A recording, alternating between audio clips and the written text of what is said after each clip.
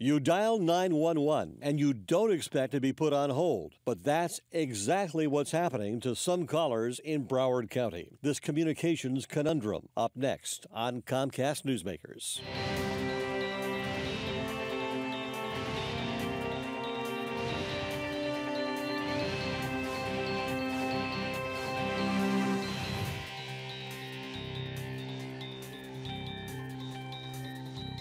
Welcome. I'm Spiro Canton.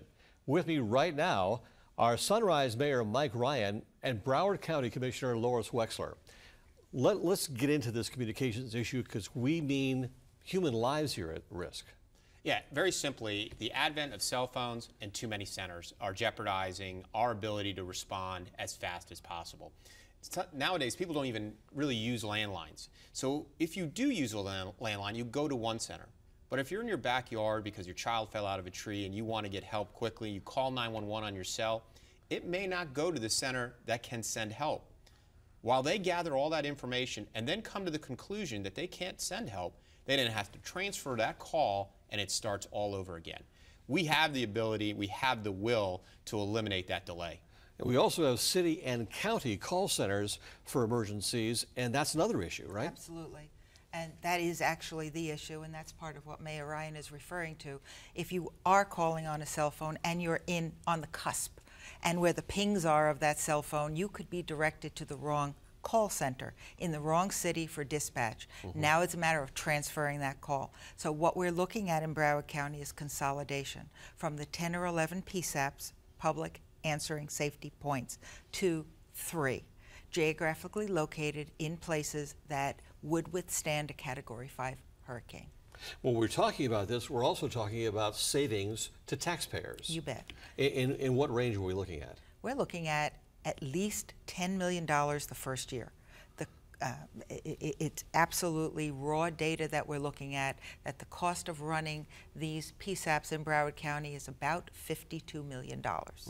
And we're looking at an immediate savings of $10 million once we could implement. But you know, it's the will of the people and the will of the leaders, the political leaders, to attempt to make this happen. $10 million a year in savings, plus better, more efficient emergency services. Who's opposed? Right, really nobody. And this is what's really amazing. This is a really important point in our county. We've seen the police chiefs, the fire chiefs, the city managers, the county commission, the Broward League of Cities, all of the committees below them, all adopt resolutions in support of this movement towards it. And it's in large part because it's not novel. This is being done around the country. The primary issue is safety. There are, really there's a roadmap for this, and we right now do have the technology after looking at this for really about a decade. So we're really ready, and this is a unique opportunity for everybody to jump on board. When we take a look at this scenario, how long would it take to consolidate all the different call centers? Well, where we are right now is we have an implementation board. The county-city cooperation, by the way, has just been spectacular on this. Together, we came out with a report. What it recommended was an implementation board. They're made up of the city managers. They're working on that. By the 1st of next year, we'll have a plan to produce to all the cities for them to approve. What's important is it's not a cram down on these cities. Anybody who says, look, we want to keep our own dispatch center, we want to pay for our own to do it, they can do that because that's okay. That's happened around the country. But what you're going to see is the vast majority of cities are going to jump on board on this, not just because of the cost savings, but because of the very real everyday reality that we see accidents and we call on our cell phone. We're in the backyard, we call on our cell phone.